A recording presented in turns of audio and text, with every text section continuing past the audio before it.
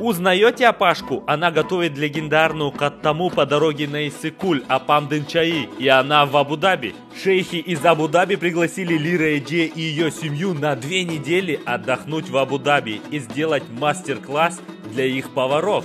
Представляете, насколько им понравилась наша каттама? Сегодня утром они приготовили вкуснейшую каттаму и борсоки и угостили семью шейхов. Им очень понравилось. Это интересная история началась с Муздаксу, где мы остановились с делегацией шейхи, члены королевской семьи. И первый раз попробовали знаменитую нашу каттаму. Им очень понравилось, так как мы на обратном пути тоже остановились. Господин Мухаммед, самых влиятельных бизнесменов Эмиратов, он решил сделать сюрприз своим друзьям, шейхам. И пригласил Лира Эдже и ее семью за свой счет в отель сюда, Фейрмонт.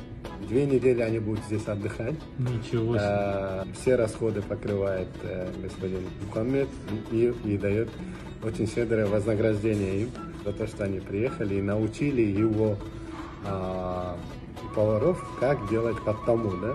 Так что кыргызская каттама начинает завоевывать другие рынки.